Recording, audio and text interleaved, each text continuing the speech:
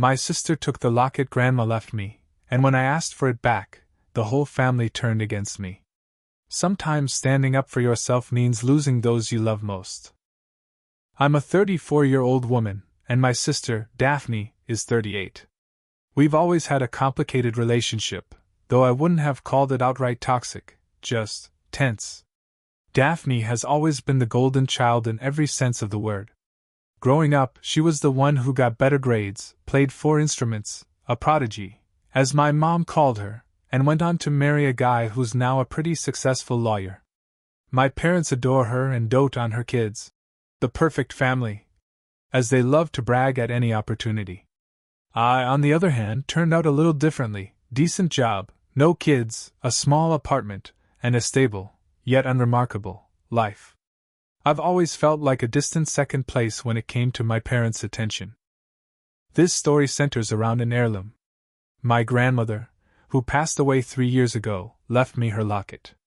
It wasn't worth much money-wise, but it meant the world to me. She and I had a deeply special relationship. She was one of the few people who truly believed in me and understood me. From the time I was a little girl, I would sit on her lap and open the locket, asking about the sepia-toned photos of her parents inside. She had always promised it would be mine someday. And, true to her word, she stated in her will that I was to get the locket. The trouble began about 6 weeks ago. My parents threw a family gathering to celebrate my dad's 70th birthday. It was one of those big, chaotic, multi-generational parties with relatives I hadn't seen in years. I decided to wear the locket as a way to honor Grandma, since Dad always got emotional talking about her. It was a subtle touch, but it felt right. All day, Daphne kept staring at the locket with this odd look in her eyes. At one point, she offhandedly mentioned how pretty it was, and joked, kinda, that it would look amazing on her oldest daughter, Maddie. She's 16, by the way. I laughed it off and didn't think much of it. It wasn't until the next morning that I realized the locket was gone. I tore my bedroom apart looking for it, retraced my steps from the party, and even called the restaurant where a few of us had gone afterward. Nothing. For a few days I thought maybe I'd misplaced it, though that didn't sit right. I take care of that locket like it's a living thing. It's always on my desk in a special jewelry case when I'm not wearing it. Something about the whole thing left a pit in my stomach, but I didn't voice my suspicions, not yet.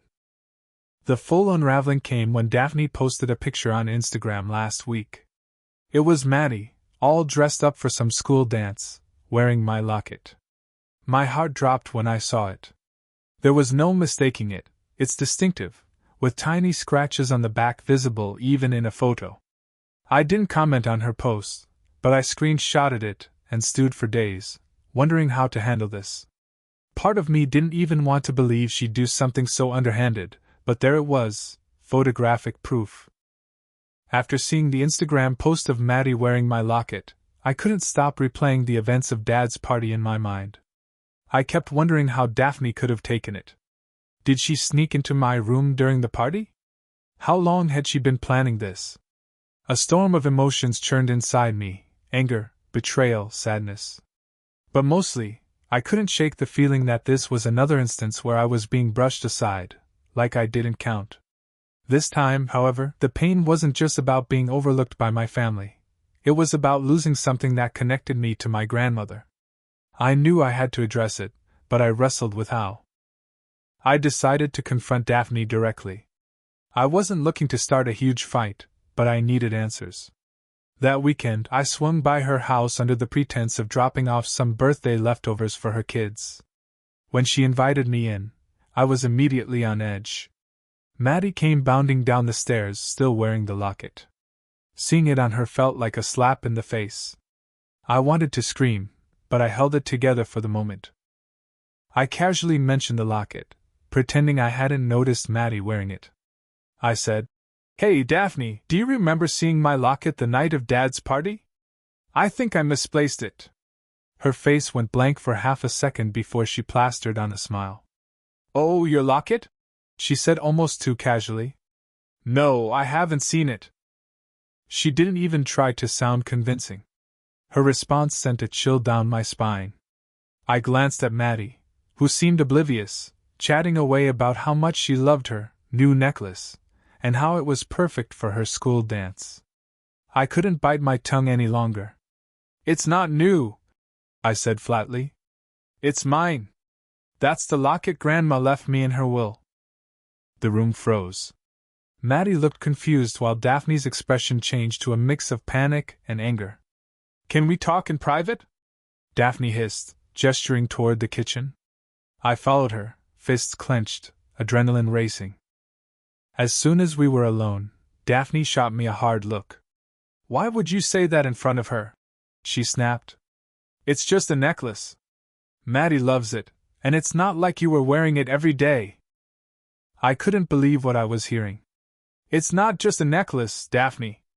It was Grandma's, and she gave it to me. It's not yours to take, and certainly not Maddie's to keep." Daphne rolled her eyes, leaning against the counter like I was the unreasonable one. "You don't have kids, so you wouldn't understand," she said. "Maddie's been going through a rough time. She's struggling to fit in at school, and this necklace has given her so much confidence. Are you seriously going to demand that she take it off and give it back? What kind of aunt does that?" Her words hit me like a punch to the gut. She practically weaponized my childlessness to make me feel small and selfish. But I wasn't going to back down, not this time. "Daphne, it's not about Maddie," I said, my voice trembling. "It's about the fact that you took something that meant everything to me. You didn't even ask." Things escalated quickly. Daphne tried to spin it, saying that Grandma would have wanted Maddie to have it because family comes first. But I wasn't buying her reasoning. Finally, she snapped, "Fine. Take your precious locket. But don't come crying to me when Maddie gets upset and won't talk to you." The emotional aftermath of that conversation left me shaken. I walked out with the locket in my hand, feeling like I'd lost more than I'd gained. I could hear Maddie crying from the living room as I left, and my guilt was unbearable. Was I wrong to stand my ground? Was I heartless for taking it back when it clearly made Maddie so happy? Since then, my parents have caught wind of what happened, and it's only made things worse. I'll explain that in the next part. But for now, I genuinely need to know, was I justified, or did I overstep? After the confrontation at Daphne's house, I thought the drama might die down if I gave everyone some space. I had the locket back, but my heart felt heavy. I kept replaying Maddie's surprised and tearful face in my mind, and the accusatory look Daphne gave me as I walked out the door. I knew this wasn't over, and sure enough it wasn't. A couple of days later, I got a call from my mom. I could tell immediately by her tone that she was upset. "Why would you cause such a scene at Daphne's house?" she asked, without so much as a hello. "Maddie's been crying nonstop, and your sister is furious.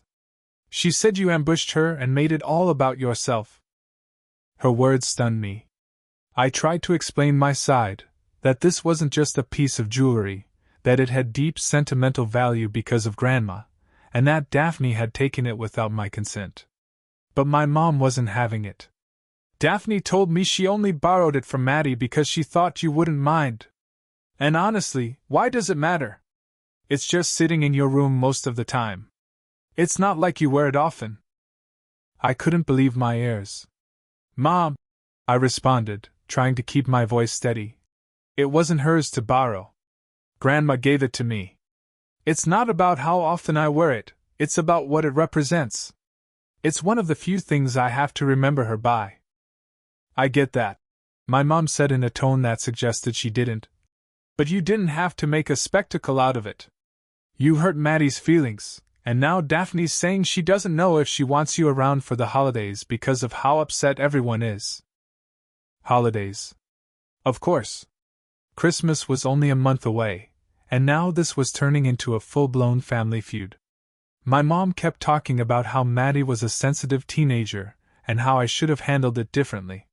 When I asked her why she wasn't addressing the fact that Daphne took the locket in the first place, she sighed and said, "You know how your sister is. She was just trying to do something nice for her daughter." I couldn't help but laugh bitterly. "So what? Her feelings and Maddie's feelings matter, but mine don't? Oh, stop it, Mom replied exasperatedly. You're being melodramatic. That was when I realized that I wasn't just fighting Daphne. I was fighting the family dynamic that had been in place my whole life. Daphne could do no wrong, and I was expected to make peace, even when I was the one wrong. I ended the call by firmly stating, "I'm not apologizing for getting back something that belongs to me," and hung up. Since then, my dad has called me twice, urging me to just let it go and be the bigger person for the sake of the family. He even suggested that I gift the locket to Maddie officially, so that this whole thing could be avoided in the future.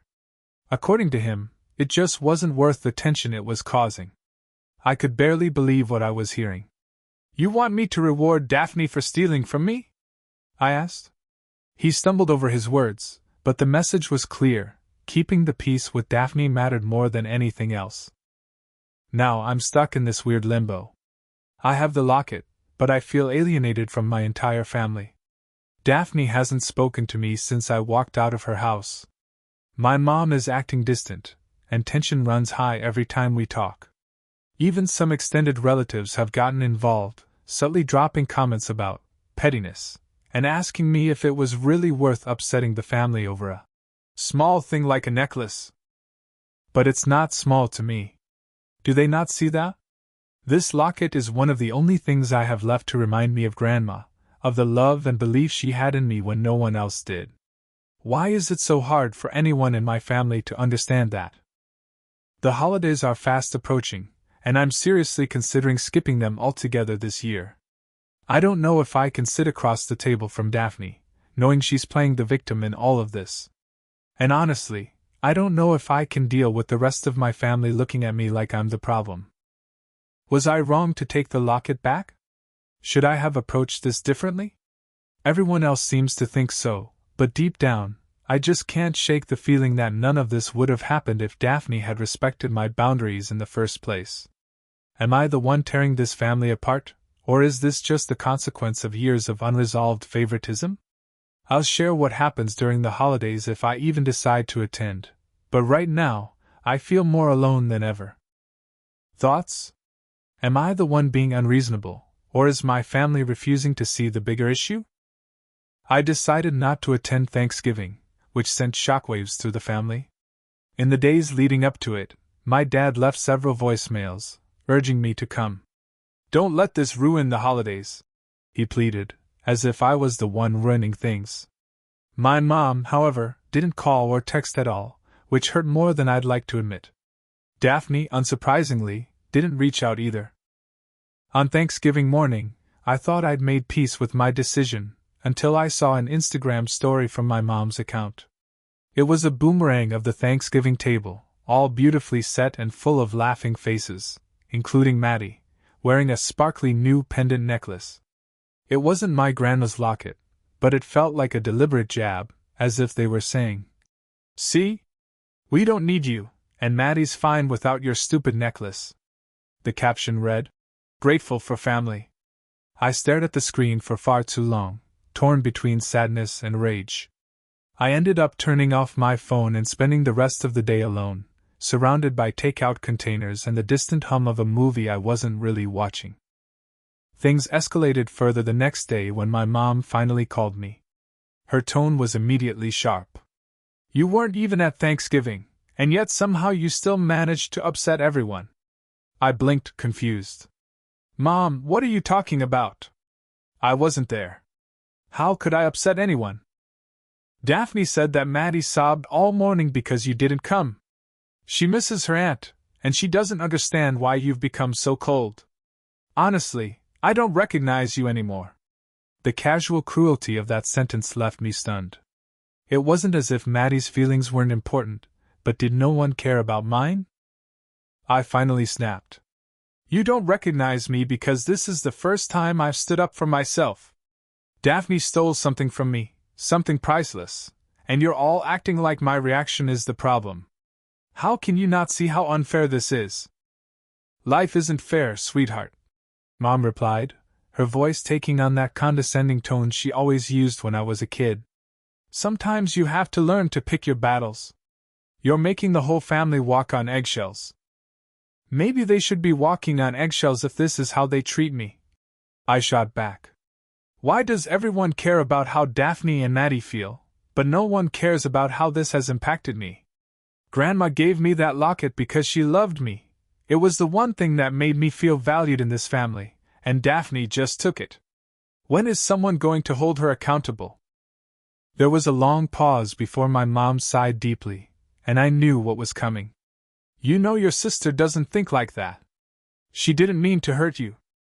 That's not an excuse, I replied coldly, but I could tell it was pointless. My mom wasn't going to change her mind. As usual, Daphne's feelings were the priority, and I was just expected to fall in line. Later that evening, I got a text from Daphne.